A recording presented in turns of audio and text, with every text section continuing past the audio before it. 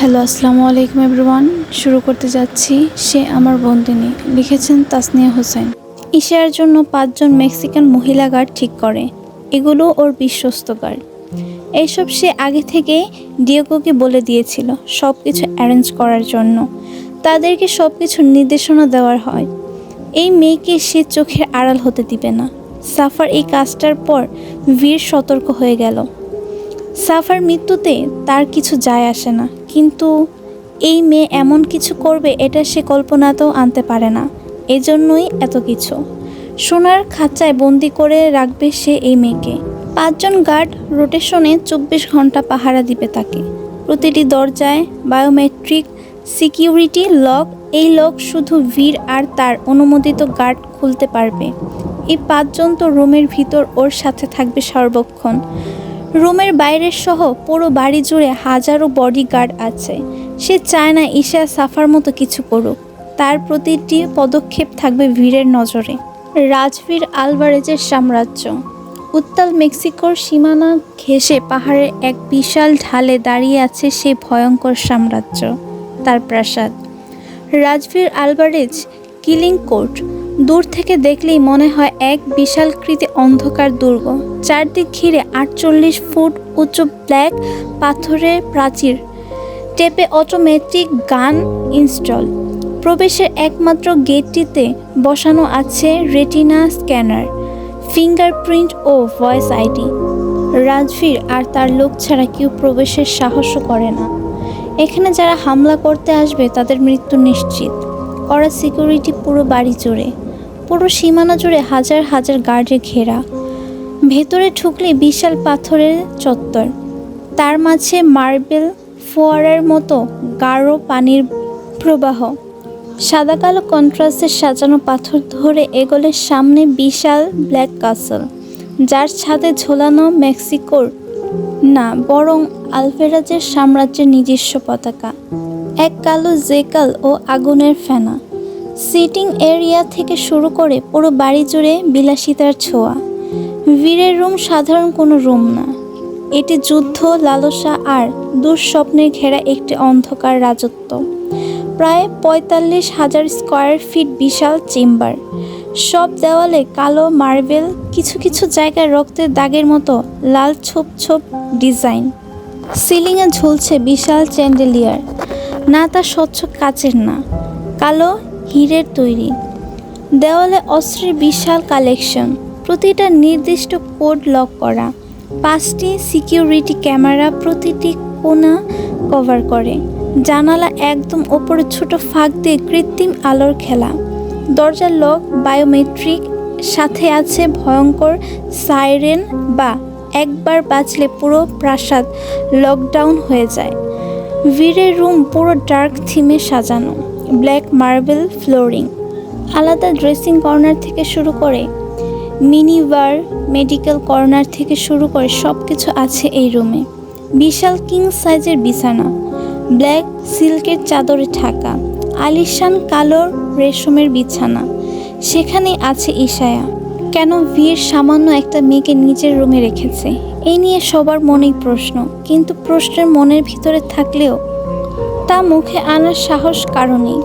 কারণ এখানে সামান্য একটা ভুলের মানেই মৃত্যু।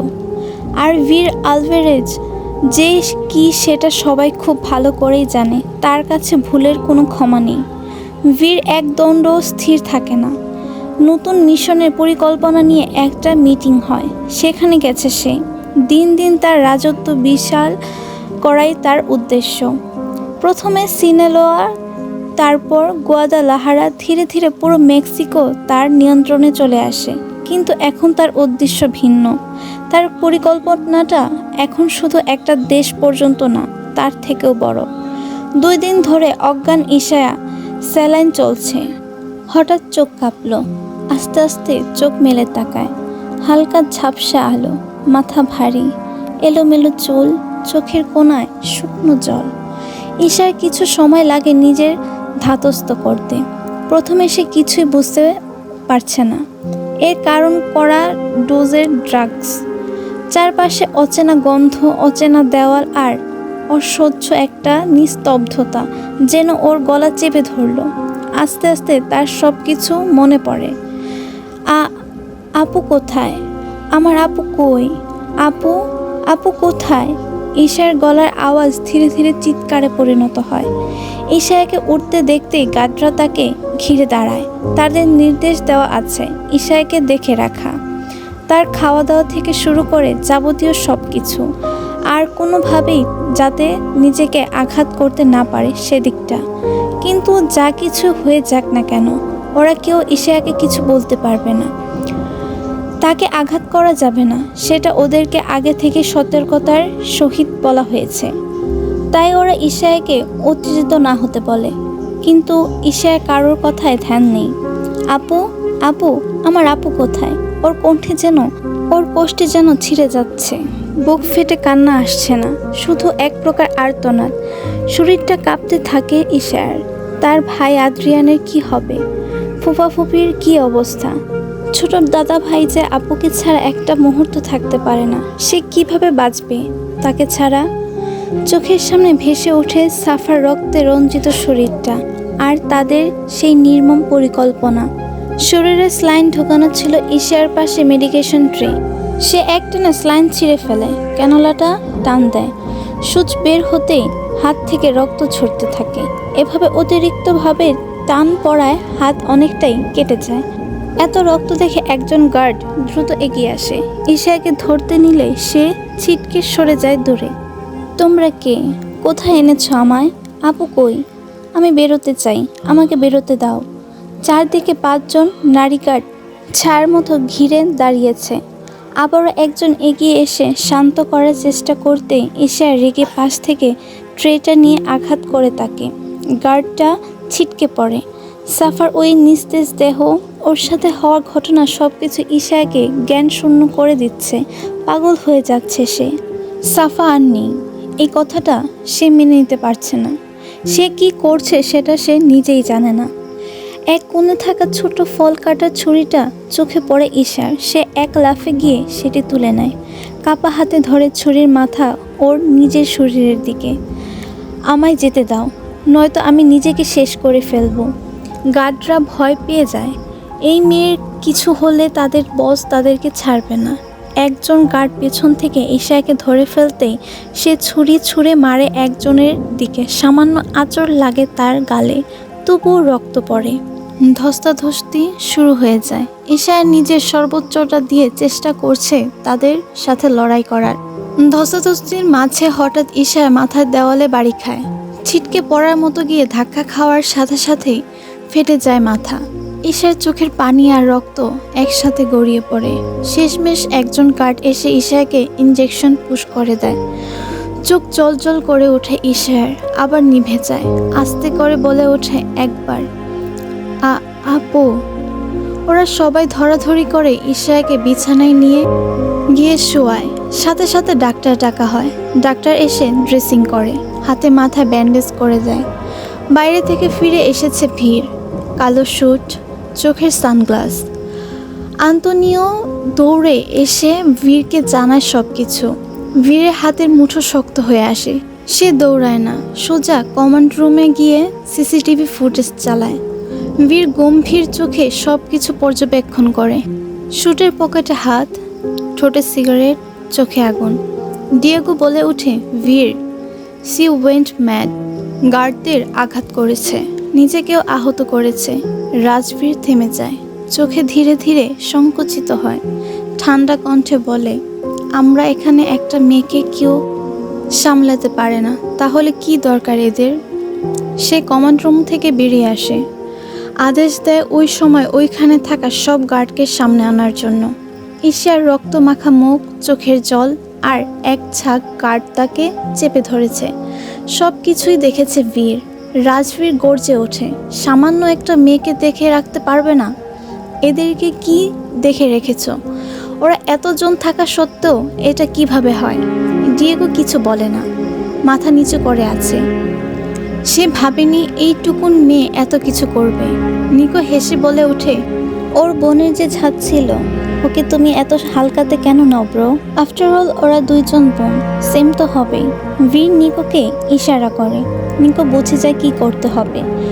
বীরের চোখে আগুনের ফুলকি। গাড্রার নিচে বসে মিনতি করে, হাত জোর করে, ক্ষমা চায়। বীর ফিরেও তাকায় না।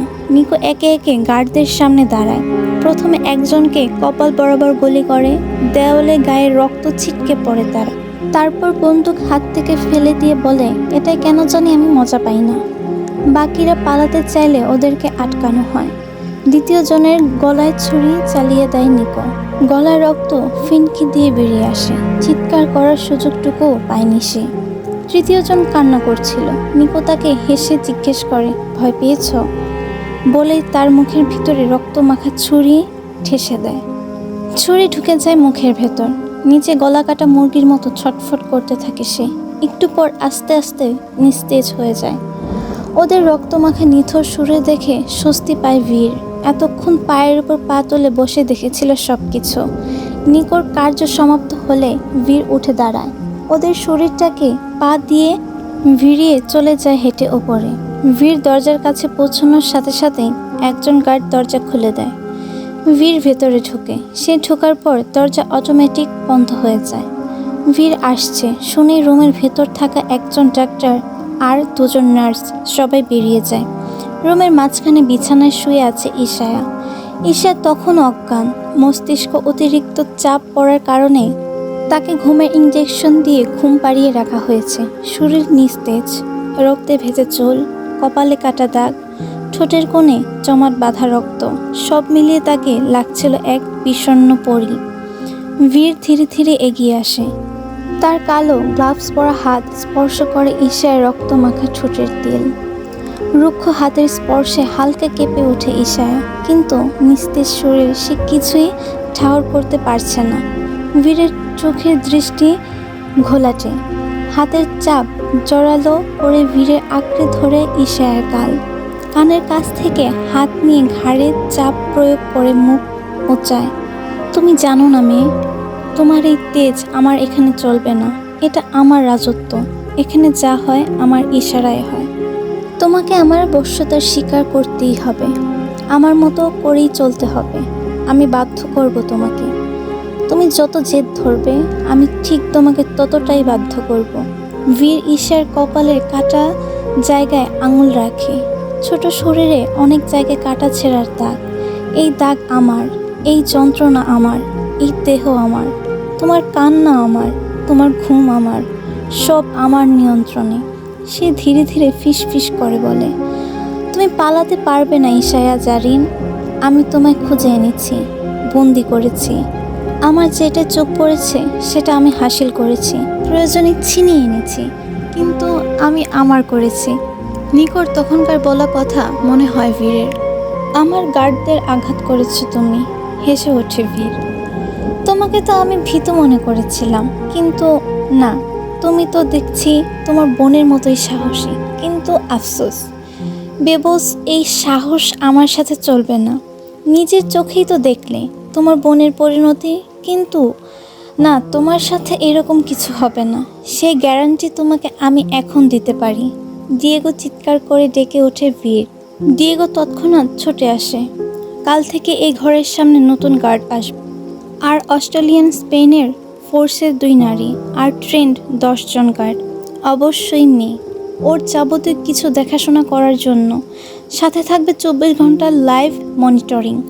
ঘরের দরজা খুলবে শুধু তারাই। এক্সট্রা কেউ যেন এই রুমে ঢুকতে না পারে, অন্য কোনো গার্ডও না। খাবার, ওষুধ, জামা সব কিছুর ব্যবস্থা এখানেই করো। এইখানেই থাকবে ও আমার সাথে। আর ওরা ততক্ষণ থাকবে যতক্ষণ আমি না থাকবো। ওকে এক মুহূর্তের জন্য একা ছাড়া যাবে না।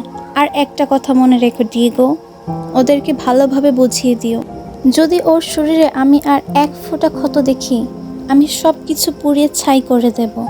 এবার যেন আর আগের মতো ভুল না হয়। ডিয়েগো মাথা নাড়ায়। অজ্ঞান তার ঘোরে থাকা মেয়েটির চোখ থেকে ধীরে ধীরে এক ফোঁটা অশ্রু গড়িয়ে পড়ে। জ্ঞান আসছে তার ভেতরে এক অসহ্য আর্তনাদ। সে এখনো জানে না তার স্বাধীনতা চিরতরে ছিনিয়ে নেওয়া হয়েছে। সে এখনো জানে না তার জীবন এখন আরেকজনের বন্দী, আর সেই মানুষটা এক হিংস্র জানোয়ার। ঘরের ভিতরটা থমথমে নিস্তব্ধতা। কেবল কান্না আর নিঃশ্বাস ফেলার শব্দ শোনা যাচ্ছে। দুদিন থেকে এটাই চলছে।